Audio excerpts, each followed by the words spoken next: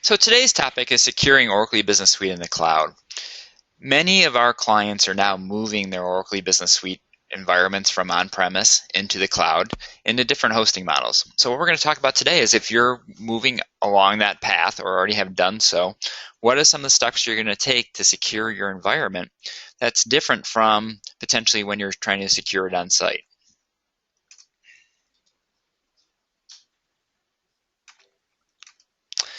So we'll start off talking about the cloud in general, and then start talking about some of the cloud security challenges that you're going to face. And then talk about two topics specifically that relate to Oracle E-Business Suite security when it's running in the cloud. And the first is trust but verify, and the second is encryption. And then at the end, we'll open up to some questions and answers.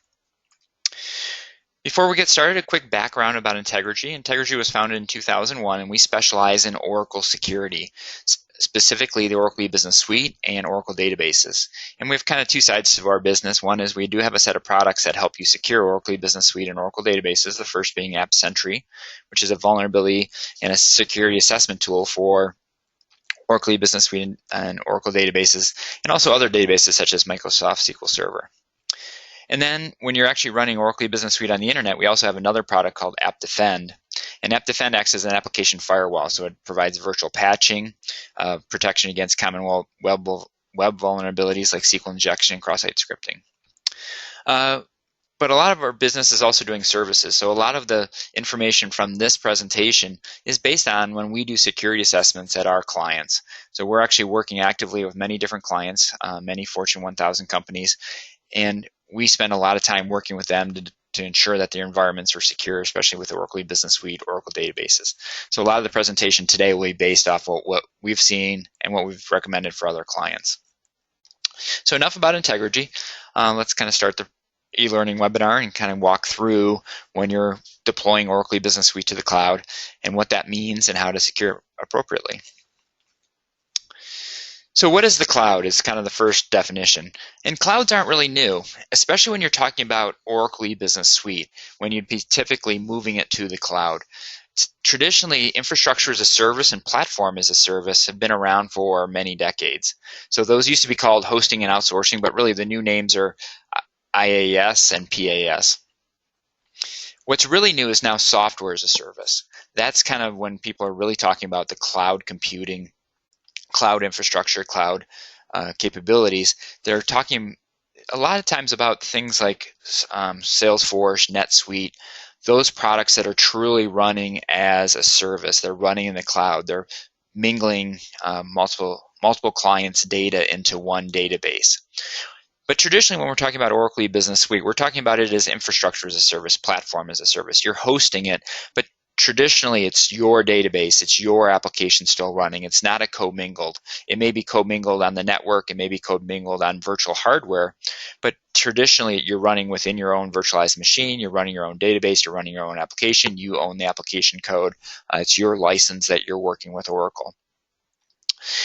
Some of the differences between running it on-premise and when you're moving into the cloud is a lot of times just the number of lawyers, the length of contract, and also the division of responsibility. So now when you're moving it to the cloud, who's doing what? Is your service provider doing certain security aspects? Are you still responsible for those? And that's where we'll kind of get into this presentation in depth and really walk through what are those ramifications, what do you need to be thinking about when you're moving it into the cloud. So when you're talking about the cloud, there's many different definitions out there. This is always a fun little graphic. So if you think about pizza as a service, there's different ways you can deliver it. So many people still run Oracle Business Suite on-premise. So you're doing everything. You may be outsourcing some of the DBA functions, something like that, but you're still providing the hardware, you're providing the software, you're providing the DBA services, you're providing the application administrators, and you're providing the configuration and everything like that. Now when we start moving to the cloud, to a hosted type of infrastructure, there's a few different ways to do that. For Oracle Business Suite, a lot of people are running infrastructure as a service. So you're still providing many of the capabilities and the features in terms of the software. You're providing potentially the application administrators. You may be even providing the DBAs, but you're now outsourcing basically the pure infrastructure. You're really looking at someone else to provide you the hardware, the networking, those type of capabilities. some people are now also moving much more to the platform as a service. So really here, you're just providing the application, maybe even just the application high-level administration, and everything else is now provided by, here in your green, is now your cloud provider.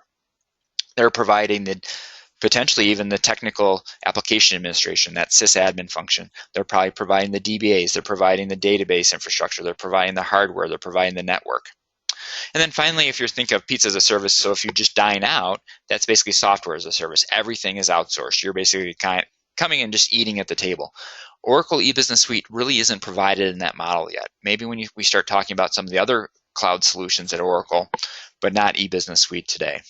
Oracle has the CRM Sales Cloud, things like that. Those would be traditionally a software as a service, the Salesforce models, where it's truly you don't own the application, you don't own the database, you have no control over that. Data is commingled within the database. Today with Oracle E-Business Suite, you can't run in that type of infrastructure. So still you're at most doing a platform as a service. You may be outsourcing everything except for purely that application configuration, application administration, but you're still most likely owning that in almost every case.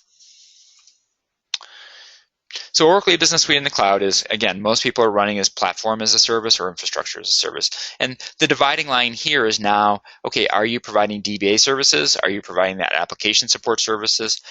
Most likely you are providing the application. We don't see many cases where the outsourcer actually is buying the application for you and providing that, but that can happen in certain circumstances. So the key here is just the dividing line is, okay, what level of support is the provider providing? What level of support are you providing? So what now becomes some of the security challenges in the cloud? First, does the cloud change security? And the answer is fundamentally no.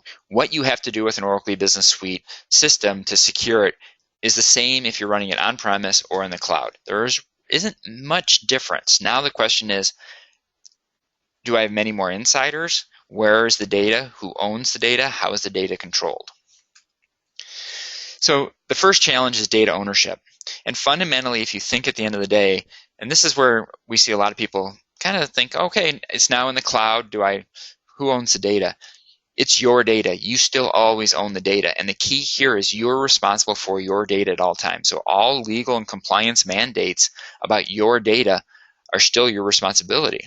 And the key is now you need to flow some of those responsibilities back down to your provider. So it's called onward transfer, is your responsibility as part of the legal and compliance documents that you're working with your provider on, that you've got mandates that any contractual language that covers you is now flowing down to your providers. So the key is the cloud is now extending your perimeter. You've now not only included your perimeter of your on-premise network, but now you've actually included your perimeter outside into the cloud vendor. So your data is now still your responsibility, but it's actually being hosted somewhere else. It's under someone else's control. So now you still have to provide the effective security and trust but verify. And you can do that either contractually or, as we recommend here, you're doing it both contractually and you're trust and verifying what they're doing. At some point, you have to trust. You have to have that contractual language. The trust is built implicitly into that. So you're trying to flow down the legal obligations to your provider, but you need to verify that they're upholding those legal obligations to protect your data in the way the contractual language says. So the key is, how does this line divide out?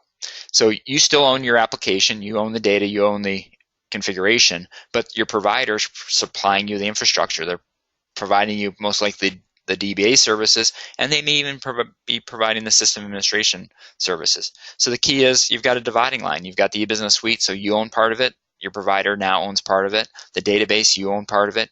The provider owns part of it. Well, it seems like a nice simple equation that you've just got a nice dividing line. You split it up.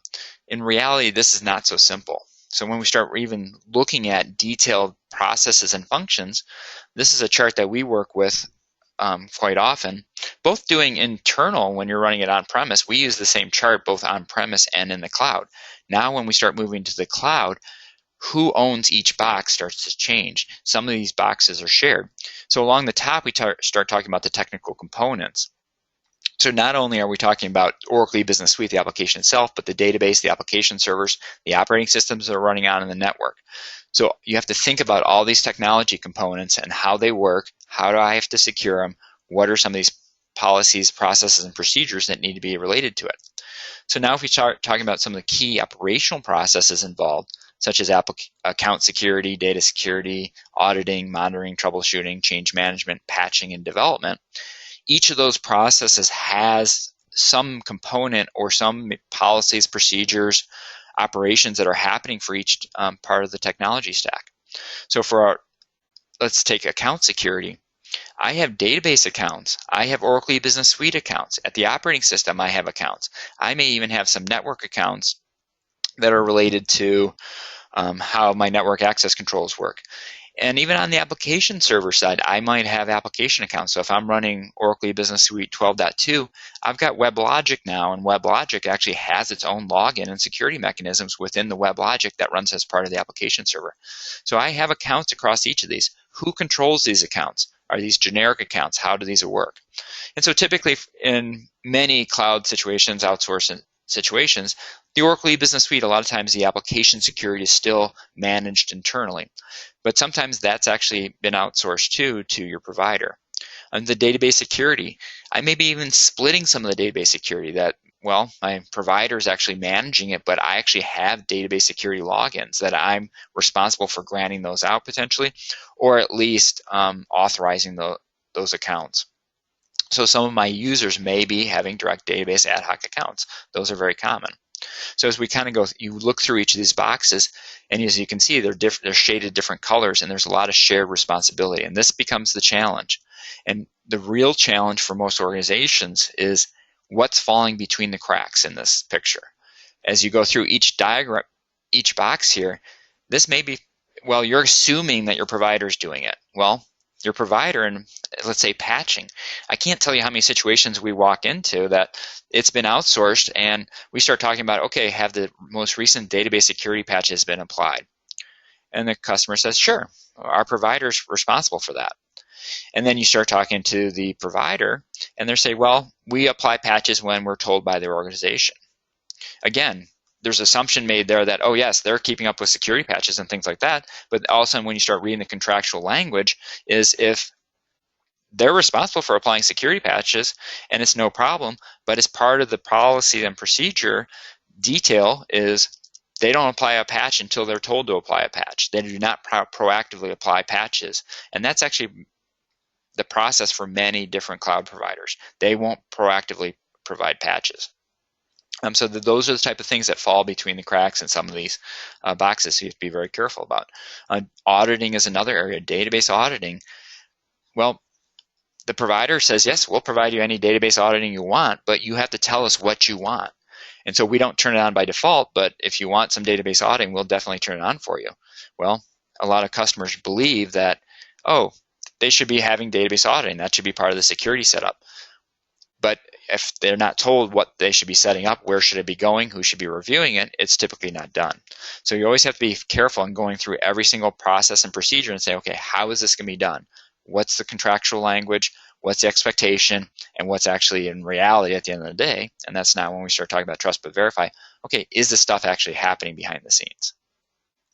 So this does become very complex, and these are some of the questions and as part of an operational assessment when we're looking at a cloud provider, we go through each of these boxes and go through and ask the questions. We have got a number of standard questions and then verification going into the database, going into the application to verify that all these processes are working appropriately and that there's nothing falling either between the cracks or that the provider is not doing it. A lot of times we'll see that, oh, potentially they should be, but actually no one's actually reviewing this. No one's set it up correctly. In a lot of cases, remember when you're moving to a provider, most often you're moving your existing environment. We see some occurrences now with Oracle E-Business Suite, but very seldom do you ever see a brand new Oracle E-Business Suite environment being brought up today. Typically it's an upgrade, or potentially you're just moving your environment. You're basically moving it from on-premise to the cloud. A lot of times think of it as it becomes static at that point.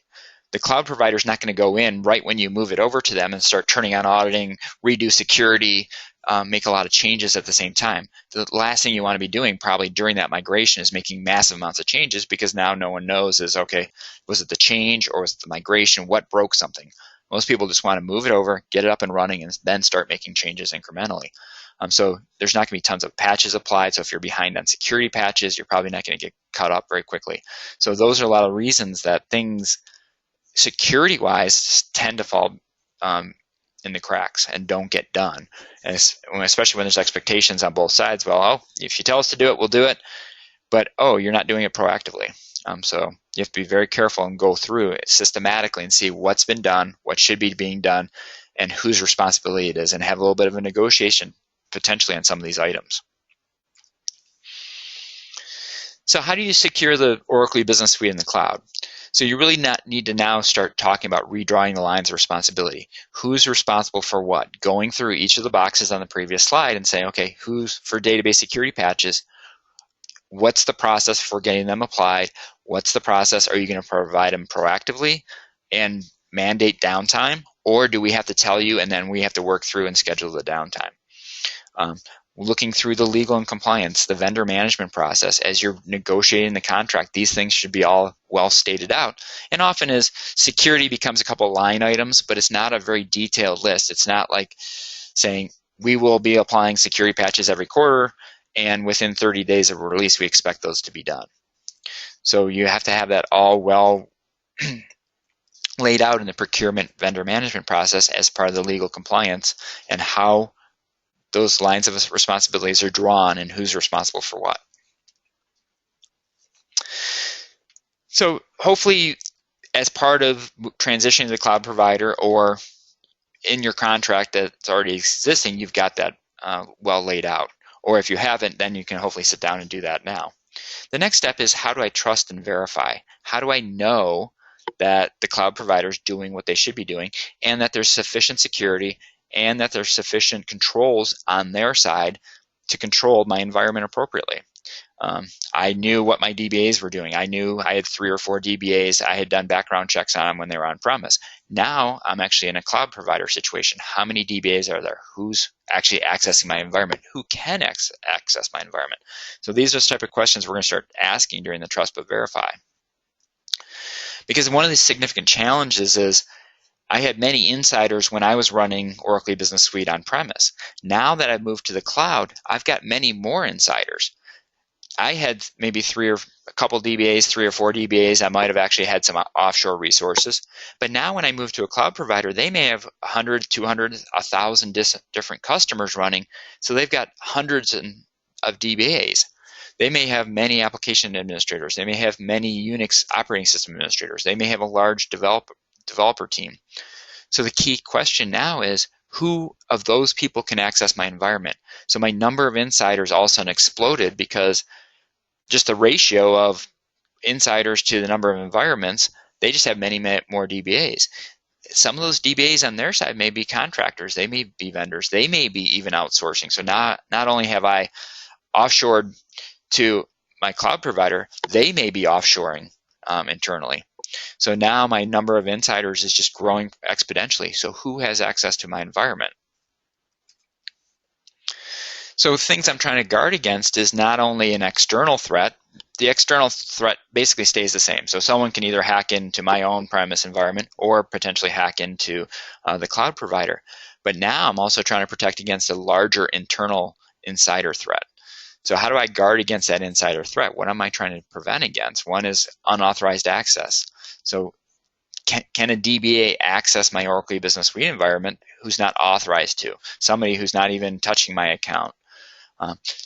Are policies and procedures adhered to? So we've potentially, hopefully, done our contract appropriately.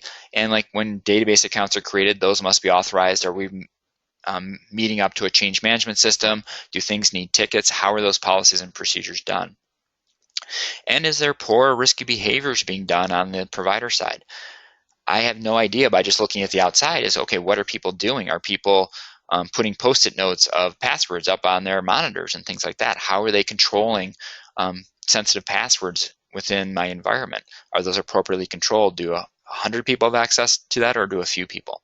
So how do you really trust the insiders? Well, as part of the contractual agreement, you do provide a level of trust, but you need to verify that level of trust. So you're trusting that they're doing things appropriately, but how do you know at the end of the day that they're actually doing what they say they're doing and that they're doing it correctly?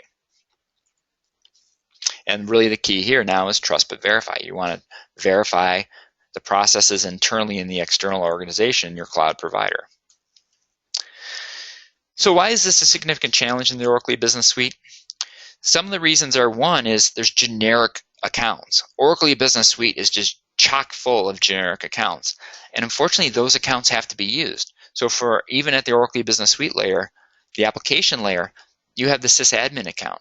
The sysadmin account must be used. It must be still active. You can't enforce across the board. And you can get the use of the sysadmin account minimized, but the application still always requires a sysadmin account to be used for certain functions. There's still a few functions that it's always got to be used. At the Oracle database level, you've got the apps account. So whenever a DBA has to go in and apply a patch, they still need to use the apps account and they still have to use the system account. So how do I control that? How do I know who's actually accessing that? Are they accessing it for an appropriate reason? Are they applying a patch? Or has someone, another DBA who's not related to my account, been able to go get the app's password, now log into the database and potentially grab all my social security numbers? How do I know that? And even at the operating system layer, Oracle Business Suite still requires people to go in as the Oracle account to apply patches. So again, I've got many generic accounts. I can't even get back to a named DBA on the provider side. I couldn't do it internally either when I was running it on premise. Now I can't do it externally either.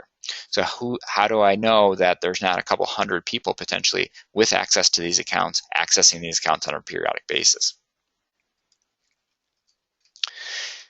And so really, if you start now talking about the trust perimeter, I've now expanded my trust perimeter. Now that I'm in a cloud environment, I've got a lot of access into my environment. So passwords create insiders. So people who can get access to those accounts are basically considered an insider. They have very privileged access to the database. They can get in, access data. They might be doing it in a development environment. They might be doing it in production. They might be developers, contractors, supporting QA staff. So I've got insiders now not only in my own environment, because a lot of times I'll still maybe maintain the sysadmin password internally, but now I've got a lot of insiders now at an external organization also.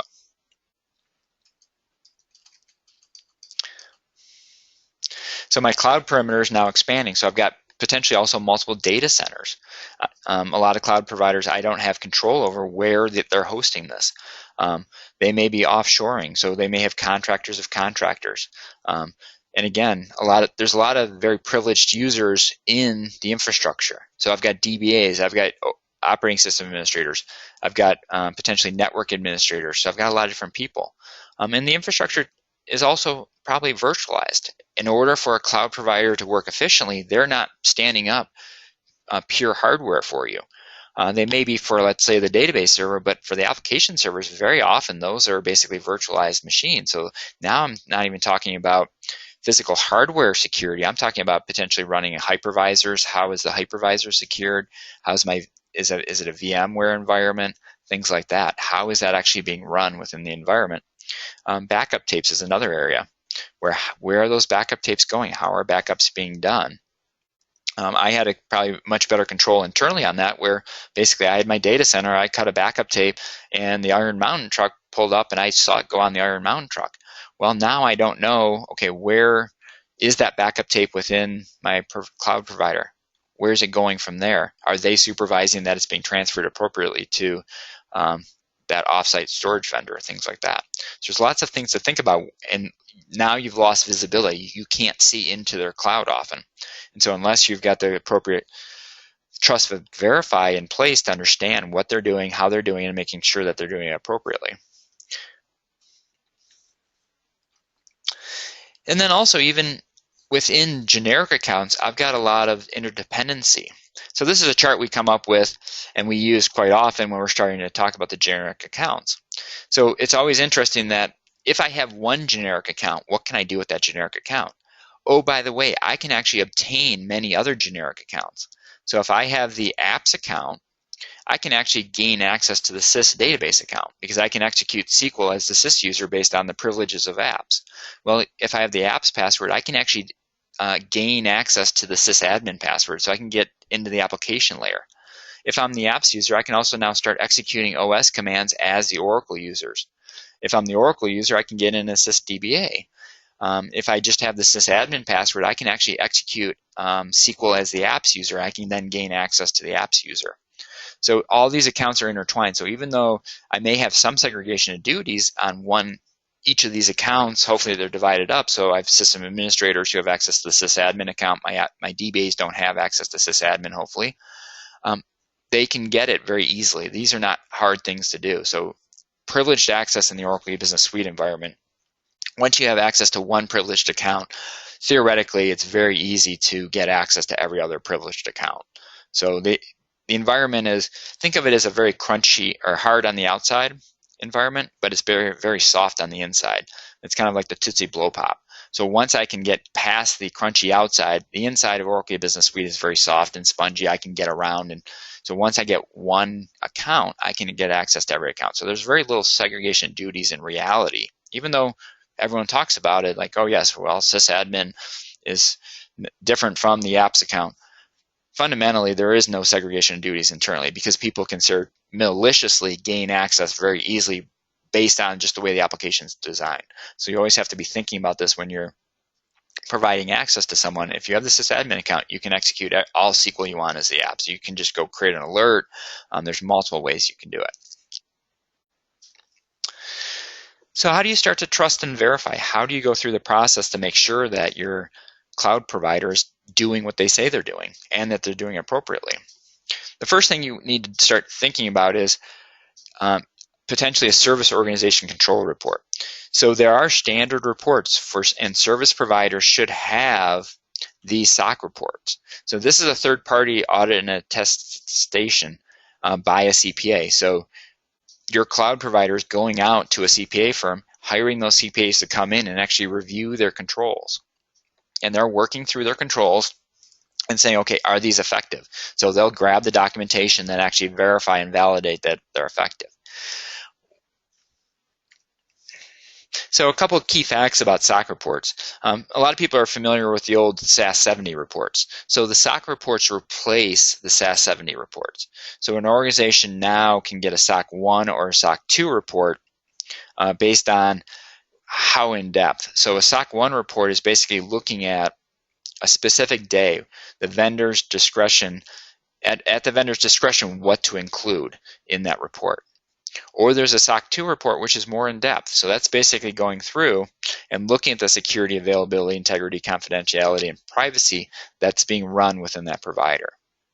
So one of the keys is trying to get a SOC report. At least this gives you an independent validation of what the organization is doing internally. How are they doing their processes? Are those processes working effectively?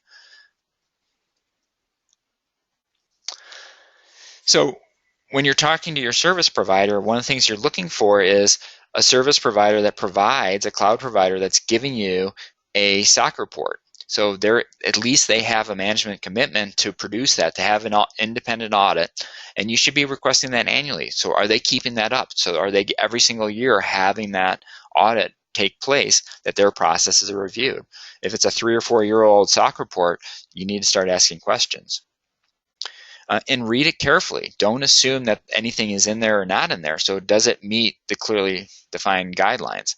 So one of the key processes in the SOC report is, if it's a SOC 1, that's partially on what the vendor wants the CPA to come in and look at. A SOC 2 is much more well-defined out what they need to look at.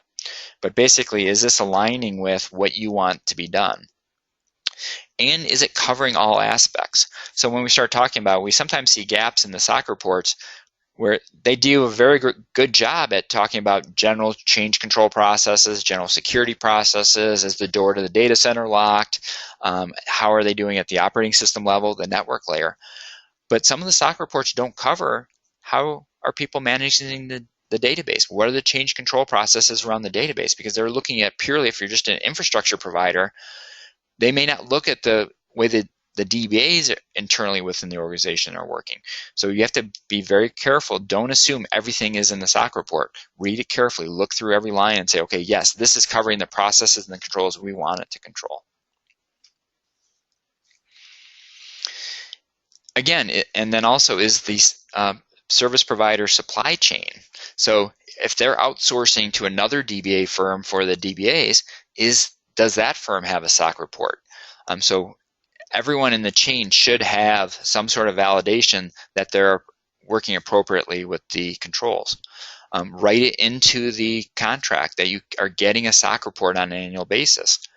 And potentially you can even write into the contract and potentially require approval of changes to controls. So if they go in and actually change key controls, the way they're doing things, let's say they all of a sudden are controlling passwords and they might have a very sophisticated password vault, but they find it's too burdensome to control passwords by a user basis, they may want to just change that to, okay, we'll do groups of DBAs and we'll just control passwords that way. Well, is that an appropriate change, and are you comfortable with that? You can ask for notification in your contract that when changes to key controls happen, that you're actually notified, and you potentially may have to approve it. Always ask for a SOC 2 instead of a SOC 1. See what the vendor says. See what the cloud provider, if they're willing to do that. A SOC 2 is more expensive, it's more in-depth, it takes more time. It's a little bit more burdensome for them. Some organizations have a SOC 1, some have a SOC 2. So those type of things from just, this is a legal contractual way that you can start enforcing and have that independent verification. You can pay for your own audits also, but the key is at least a SOC 2 gives you at least some reasonable assurance that they're meeting their standards that they say they are. Some of the compliance issues with Oracle Business Suite is now we're starting to talk about how Oracle Business Suite works. It's not secure by default. It doesn't meet a lot of compliance standards by default. And it's very difficult to meet some compliance standards like PCI. So you need to, in some situations that we have, like one client where they have to meet HIPAA standards. They're actually a medical device manufacturer and they sell replacement parts and things like that. So their AR is within their financial system is a HIPAA compliant, as private patient private information, that because every time they ship something out to a patient, that's private patient information. It's also SOX database. They also take some credit cards. So in like some Oracle Business Suite environments, you might have to meet 2 or 3 different compliance standards. That can become burdensome for the cloud provider because they're trying to do this at the lowest cost as commonly as possible for every single customer. What they're trying to do is standardize across every single customer the way things work, not have, well, this one has to be more secure than another one. So they're going to try to meet a minimum level of security for everyone. And then hopefully that's a pretty good level. But if you have some additional requirements, sometimes the cloud provider has a difficulty meeting those. So now the hosting can also complicate your internal compliance reporting. So where are these shared responsibilities? How are your internal auditors going to feel when they start looking at this environment for the first time? Oftentimes we talk to our clients that all of a sudden they've moved off to a cloud provider and no one ever talked to internal audit. Now internal audit is like, okay, we're a little more curious about this, how this is being run. We knew what your processes were before. We could go talk to somebody instantly and get the answers. We can go into the change management system. Well, when we start looking at changes in the SOC system, we're not looking at our internal SOC, our internal change control system. We have to look at our internal change control system and potentially an external change control system. So how things work that way become much more complicated when you're starting to work with a cloud provider.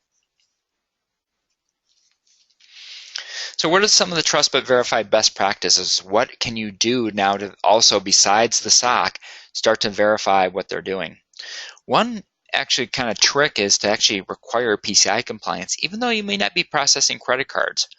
The one issue on like an Oracle Business Suite environment and others in general, there's very few good security requirements out there. There's very few documents that you can kind of pull out and say, this is what we want to meet. You can write it on your own easily, but it does take some time and effort to do that. PCI actually is fairly well documented and consistent. A lot of people understand PCI fairly well because they have to deal with it. So especially cloud providers, they'll have some PCI compliant customers potentially, and so they'll understand the requirements in there. So one way potentially is part of your contract to say, well, our environment needs to be PCI compliant. Depending on that may be additional costs, but it may give you that additional layer of security. Another area is actually require some independent security assessments. So, and this typically looks more at the e-business suite than general processes. So you've now outsourced your environment to the cloud provider. They're running it. Potentially have someone else, either from your in-house internal audit, one of your IT auditors, IT security, Integrigy, we do this quite often. We go in and look at how these different outsourcers, cloud providers are actually running the environment. Are they doing it appropriately? When they're applying patches, are they doing the right thing? Have they loosened up certain controls? In terms of, have they turned on auditing? How are they managing passwords and things like that? And then the third thing you can do is actually start requesting the audit trails. You can actually require auditing to be turned on and then actually feed those into your own on-premise logging solution. So if you're actually looking at doing some cloud solutions at Oracle, all the new Oracle database cloud platform solutions actually, for the higher end ones that most people are going to actually select, have Audit Vault built in, and that's included as part of the license. So you can actually run Audit Vault internally in your organization, and Oracle has no problem providing you that audit feed. So you can set up specific audits to see actually who's logging into your environment and provide that internally. So that's actually kind of a fairly good way. Now you're getting a very good trust but verify audit trail. So you're getting the feed in, who's connecting, who's doing what changes are being made to the environment, so you can actually validate and verify what's happening, when are users being created. Then you can actually then follow up, provide that potentially to internal audit, and your internal audit team can sample that, go back to the cloud provider and say, okay, we saw that a database user was created on this date. Please provide us some evidence of the change request. Was it appropriately approved by both our organization and your organization when it was set up? So that becomes very key. If you have zero visibility, you have no idea what they're doing. You can potentially trust some of the documentation like the SOC report, but now you're getting real hard data. You're getting evidence of what they're doing. And then you can actually validate based on data what they're doing, what they're not doing. This is all not foolproof, but at least you're getting the information.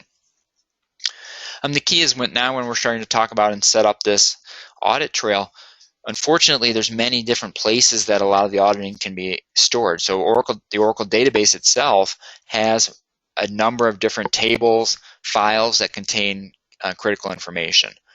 You can set up the basic database audit trail to go out to syslog. You can then feed the syslog into your on-premise solution fairly easy if you're using tools like Splunk or ArcSight, those type of tools. So at least start somewhere. The key is a lot of people say, well, we need to design something. Fairly easily, you can at least get the database audit trail out. That gives you a lot of information about logins to the database, what's happening in terms of changes to permissions, privileges, authentication, authorization at the database level. So if you can't do it all now, at least start on a maturity model and say, okay, yes, at least now we're going to get some basic database audit trail information, start processing that.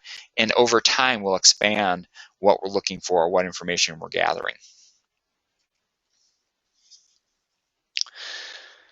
So what are some of the key risks to the Oracle Business Suite? So what we're trying to do is guard against that unauthorized changes in access. So is a DBA or is an insider at the other organization, potentially at the cloud provider, getting into my database? Potentially, can one customer get from their database into my database? Can they go from their network? How well secured and segregated are the networks and the servers within the environment?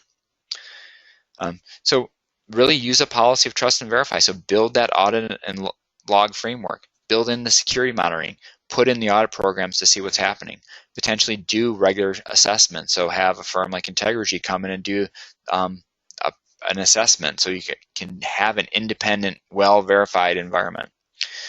If you're looking and thinking about what you want to do in terms of logging and auditing, Integrigy, we've put down what we believe you should be doing. So we've actually got a white paper on our website that's available for free. It's the Integrigy framework for Oracle Business Suite logging and auditing. And we go through and tell you very specifically, here's the audits we believe you should turn on, and here's how you should look at it, and here's where you should be putting it in order to report on it and alert on it. So that's looking at and verifying what's happening. So you can't do everything, but at least you can get the audit trails. You can start getting a SOX compliant, a SOC report to see that their policies and procedures are working appropriately. Hopefully get some audit trail data to see that those processes are working over time appropriately. Another area that you can do is encryption. So can I at least protect my data to a certain extent? So at least I know it's encrypted. So if a data file is lost, a backup tape is lost, at least my data is now encrypted. So there's a couple different types of encryption and at different places that encryption is used. So you can do it when it's in motion. So that's basically the network. So is my network connections between my environment and the cloud provider, is that encrypted? Is that using SSL? Because previously when I was doing it internally within my own network, I had at least some assurance that my own network was secure. But now I'm actually going across the internet. That may be a secure channel, but is every single piece of the network connection between my on-premise clients going off to a cloud provider, is that all secure? So at least make sure you're using SSL. And potentially you can also be encrypting the internal network traffic between the application servers and the database servers. Oracle has now made free the database encryption at the network layer. So now you can actually encrypt all the SQLnet traffic between the application server and the database server. The next area is at rest. So when the data is sitting on disks, when it's sitting in backup files, when it's sitting in these VM images, because they may be using virtualization, is that data encrypted? So that's where really TDE comes in, Oracle Transparent Data Encryption, that now we can start encrypting it. Then finally, potentially in use. So really Oracle E-Business Suite doesn't have any protection. So when data is in use, when I start querying it from the back end, so if I have a direct database connection, I log in as maybe the apps user or just a read-only user, is that data encrypted? Oracle E-Business Suite is very poor in this area. The only capability they allow is actually encryption of credit card numbers and some bank account numbers. So at least I can turn that on, encrypt that information, but that's a small piece of it. So like social security numbers within the Oracle E-Business Suite are never encrypted. And in order to do that, we don't know a good solution to that. There is no one that exists today. So the key is I need to at least now have the privileges so people can't get into the database. Then hopefully at least I'm doing it at rest. So if I'm doing encryption at rest, it's encrypted on the file system. So what does encryption provide? Basically, I'm trying to do confidential integrity of the data. I'm trying to make sure that if I do lose something like a backup tape, a disk, that it's encrypted. So if someone hacks into the operating system level, steals the database files, are those encrypted? And what I'm trying to do is make sure that there's very little overhead, very low performance impact. And like Oracle TD does that fairly well. So then finally the major issue with encryption, so when we're talking about especially at a cloud provider, is how is key management working? So who should control the keys to the data? Well, most situations when you're actually running Oracle TDE, most people just do a wallet that's locally available on the operating system. So when the DBAs need to start up the database, they have a wallet that's locally controlled on the operating system, on the database server, in your cloud provider with the keys. So if someone can get into the operating system level, they can both steal the key, the wallet, and potentially steal all the data. So Oracle TDE actually does have the capability of having what's called hardware security modules. So TDE can store and access keys that are actually not locally provided at the cloud provider, that they could actually be on premise. So you can actually have a hardware security module on your local site that then is accessed by the cloud provider. So if for some reason you want to just basically not allow that database to run anymore, you can basically just stop access to the hardware security module, so the keys have never been in the cloud provider's possession. That they need to start up a database, that database connects out to the hardware security model. There's a little bit of authorization going on there, and the keys are pulled from that point. So this is a much more secure way to do it than actually having the cloud provider have direct access to your data. So if at least you're pulling the keys back, they need to request the keys each time. So if there is a backup tape that's lost or something happens to the database files, those keys were never stored on-site, on disk at the cloud provider. They're only accessed when they need them as such to bring up the database. So hardware security modules work fairly well. These are physical devices. These are highly redundant servers, typically delivered as an appliance that are fairly secure. And so they have access controls internal to them. So when someone wants to bring up an Oracle database that's been encrypted with TDE, basically the Oracle database knows where those keys might be stored. They have to then reach out to that hardware security module and say, okay, I need access to the keys for this, and based on IP addresses and some other information provided, those keys will then be provided out. So it becomes a much more secure way that now you're not storing keys locally. The keys are never in the control of the third party, and at least you're providing a little bit better security to it. And if something happens, you can basically now say, okay, you shouldn't be bringing up this database at this time. I can actually now say they've never had the keys in their possession on site stored, so it provides a little bit better protection. So that was kind of an overview, just talking about how should you secure Oracle Business Suite in the cloud. Most of the major issues that we're talking about in general for security, when we just talk about Oracle Business Suite security, you should be securing the environment on-premise and in the cloud the same way.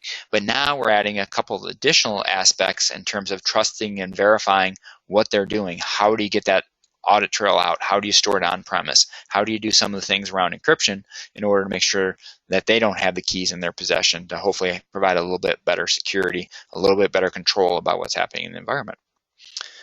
So that was kind of I think a good overview. I think we have a few questions, and I'll open up back to Phil for those questions. Thank you, Steve.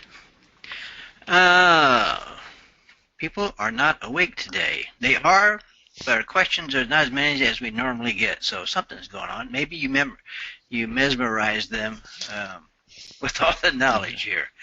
Good definition. Pizza as a service. I'll remember that one for a while. We have one here, customer, or one of the attendees, asking the customer that we deal with, are most of them going to infrastructure as a service or platform as a service? Very interesting question, because we actually see both.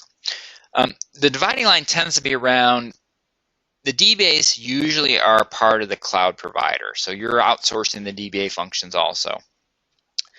Up to that point. So now the key question is, within the application, are you outsourcing also the application administration, and to what extent? So usually what happens is the DBAs are definitely done. The application system administration is often done to the point where you don't usually want to create the accounts yourself. So like creation of application accounts is outsourced. But anything above that in terms of like actually creation of responsibilities, assignment of privileges, functions to responsibilities, changing of any configurations in like GL, things like that, those are almost always done still on site. So it's a little bit of a variation. So it's just that last little piece of the application administration, do we see some variation across environments? Occasionally the development, and the other area would be development. So where is the development being done? So oftentimes what we'll see is core development is still done within the organization, but they'll be outsourcing like just maintenance of objects and things like that. So if there's like a bug and some code needs to be changed, they'll actually rely on the cloud provider to do that. But it's kind of just a little bit of a mix between platform and infrastructure, where probably it's closer to platform as a service versus just the infrastructure as a service. But most often we're seeing the DBAs are actually at the cloud provider today, and people are just outsourcing that DBA functionality. Okay, bear with me here.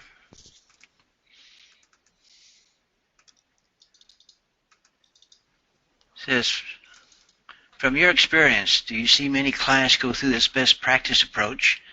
Most of the organizations I know haven't reached this level of maturity yet. Yeah, oftentimes what we're seeing is people are actually moving to the cloud purely as a cost-cutting measure. So when they're doing that, they're not spending this extra effort, that they're kind of taking a leap of faith and sending it off to the cloud provider and saying, okay, hopefully they're doing their best job they could. oftentimes the organization wasn't doing a very good job on level of maturity anyway, so they weren't doing any auditing, they weren't doing any logging internally, so they're just kind of saying, okay, we had a problem internally, we're just kind of shipping off our problem to someone else. The key is now that becomes even more risky because it's now even within your organization, now you're kind of relying on somebody else to do it. But to do things like pull in the audit trail is not that complex. It is a little bit of a project, but you can build this into some of the other things hopefully you're doing in the security area. We're seeing a lot of our clients now are implementing tools like Splunk, where to turn on syslog auditing in Oracle Business Suite environment and pump that into syslog and start pulling those reports out, it's like a week or two. This isn't like a 6-month project and massive millions of dollars. To do that, you can do that fairly quickly, get the information in, and at least store it. You may not be doing tons of reporting, but at least start getting the information so you know what's going on. Because right now you probably have zero visibility if you're using a cloud provider. You have no idea what they're doing, how many people are connecting to the database, what they're doing when they're connecting.